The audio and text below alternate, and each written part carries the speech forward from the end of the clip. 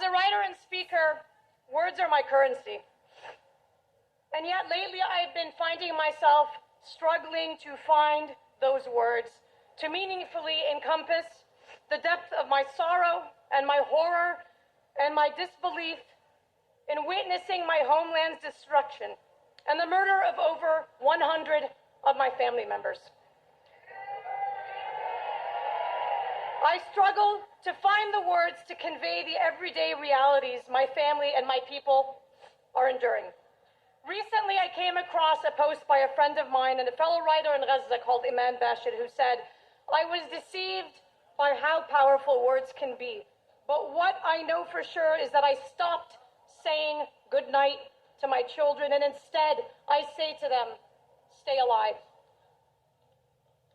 Iman is a Gazan mother just like I am, and her words capture the crushing, intimate, daily conversation going through the minds of our families right now. Her words pose a challenge to us all. Will we sit idly by as this mother bids farewell to her children every night as though it was their last? We must continue to demonstrate to all the people of Gaza that as we mourn the horrific, intimate details and decisions that they are forced to grapple with every day, we refuse to accept the premise and the normalization of that reality. And we are forcing a change. We must keep fighting until we see a ceasefire. We must keep fighting until we see a free Palestine. And we must keep fighting until Iman's stay alive turn back into good nights once again. We must pray for the dead and fight like hell for the living. I want to hand it over now to a young person. As you know, young people have been disproportionately affected in this genocide on Gaza. She happens to be my daughter, and she is going to read a piece of spoken word that she wrote called Breaking News. Thank you very much. Free, free Palestine! Free, free Palestine! Breaking news. 5 Israelis killed. But of course it's us they accuse, like over the years we haven't been abused and our land used. You announce Gaza terrorist attack. But when it comes to the murder of Palestinians, your facts are all whack. And excuse me, Sir Biden, may I just say, Palestinians are owed their land and are there to stay, unlike you, who the Israeli army finds easy to persuade. So don't go sending aid to an army that loves to invade, blockade, and then persuade the media that they are right. And dear America, how can you just sit and watch this terrible sight that has families staying up the night? Or is it because these pharaohs of today have you full of fright, even though inside you, you know what's right? Dear media, why must we show you the kids who die, acting all sly? You cover up with your lies and constantly deny the amount of us killed. And yes, I said it, killed, bombed, burned, not dead or passed away or caught in a crossfire. Or is it that you enjoy portraying us as numbers? For I notice every time we are killed, you use this conflict like lumber to fuel your stories and then forget us like we're storage in your inventories. For every family we lose, you get a chance to write a one-sided statement for your average American to be amused. Dear humanity, wake up. This might be the last cause I can give to you. Only believe what is true and demand a stop to genocide and propaganda before it's too late and people believe Israel and the U.S. got a clean slate. We have my colleague 𝓟𝓻𝓸. He's the director of Gaza, Gaza, Gaza, Gaza, Gaza, Gaza, Gaza. We want America to commit to what is said on paper, that all people are created equal. And as one of those elected, as a Palestinian American legislator from the great state of Colorado, those are the same values on that paper that I took an oath to defend. It should not be controversial to demand what is said on that paper, and it should not be controversial to extend those rights to the Palestinian people. as human beings and as voters, we throw down the shackles of an unjust past and present. Throw down the shackles and show up, vote, and support the policies for peace and justice. Let us march today with purpose and passion for Gaza, for Palestine, and for the world to see that this is what the globe wants. Free Palestine!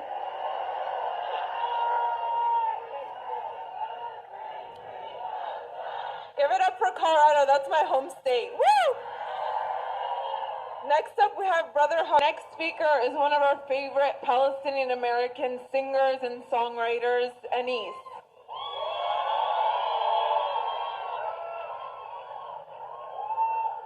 Thank you all for being here. When I look out into this crowd, I see proof that Palestine will be free one day.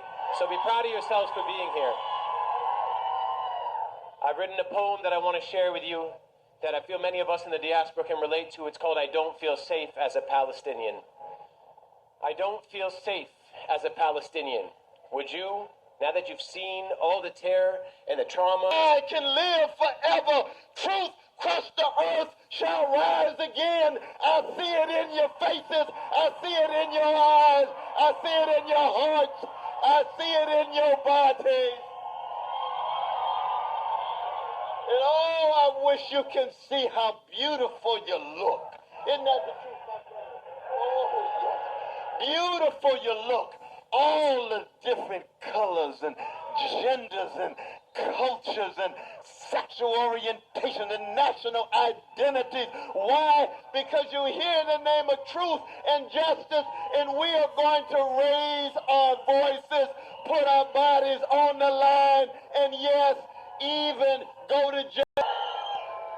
But when I talk about free Palestine, and one of these days it's going to happen, I may not live to see it for myself, but I know I would have done all that I could to bear witness with every bone in my body.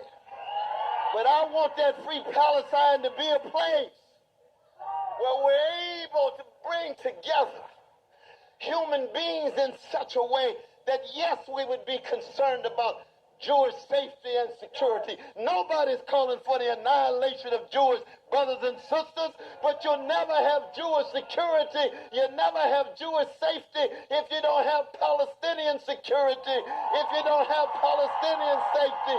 That's what we're talking about. We want equality. We want equality. We want equality. Thank you, Dr. Cornel West. Muslim Task Force, by American Muslim Task Force, by our staff. I'm so proud that we have made this a reality. I am proud that we believed in you, and you believed in us, and we believe Palestine will be free. And I am proud to tell you that this fight will continue. That does not end here. One, do you see a petition here? Tax Gaza to 21,000. Everyone, I know. It's been 97 days of this genocide, and in the last week we've seen serious escalations from the White House with the U.S. bombing Yemen. This is a historic moment, and it certainly feels that way. I mean, what about it feels historic to you? It feels historic because I've been part of the many rallies, many movements, but this is the first time where I've seen so many other ethnicities, so many other races, and people of every organization coming together. And it's good to know that when in times of need and in times of war, we can all stand for the same thing, which is peace.